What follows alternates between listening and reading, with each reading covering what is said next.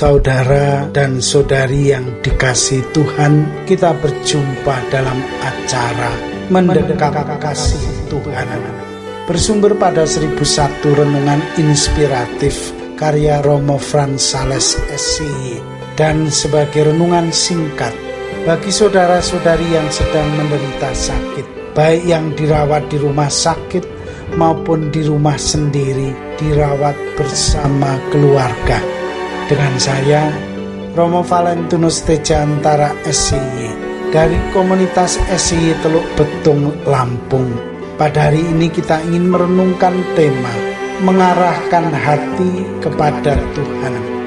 Pada suatu hari, ada sekelompok besar orang beriman berbondong-bondong berjalan menaiki sebuah bukit ketika para biksu sedang berjemur sutra.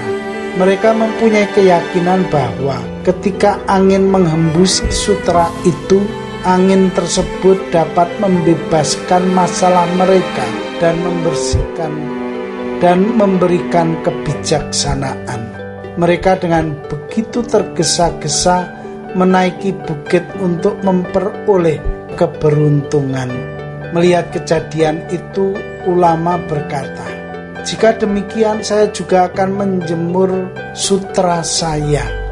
Ia pun segera melepaskan pakaiannya dan berbaring di bawah terik matahari. Beberapa umat terkejut melihat tingkah laku ulama itu.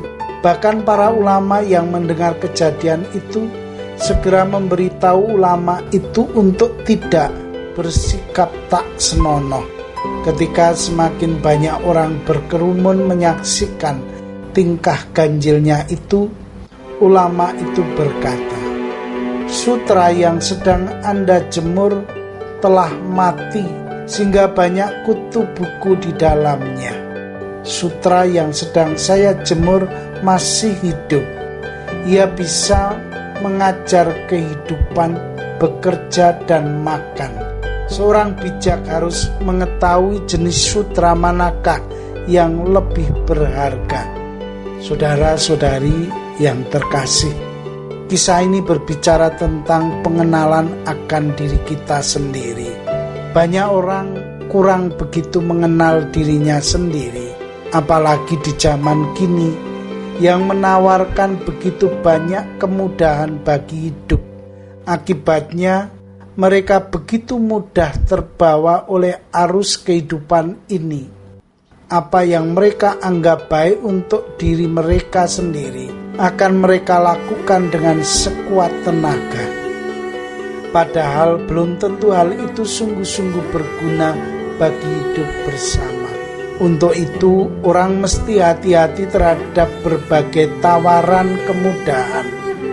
Dengan berbagai hal-hal yang disajikan di hadapan kita, bukan tidak mungkin kita masuk ke dalam perangkap materialisme yang berlebihan. Orang yang tertangkap ke dalam materialisme biasanya memiliki kecenderungan untuk mengandalkan materi dalam hidupnya. Ia akan mengejar dan mengumpulkan sebanyak mungkin materi untuk dirinya. Tidak peduli apakah dia sudah memiliki segudang besar barang kebutuhan hidupnya. Tentu saja hal itu berbahaya bagi hidup. Mengapa? Karena seluruh hidup orang itu tertuju kepada materi. Padahal dalam salah satu pengajarannya, Yesus sudah mengingatkan bahwa hati yang mesti selalu tertambat pada hati Tuhan.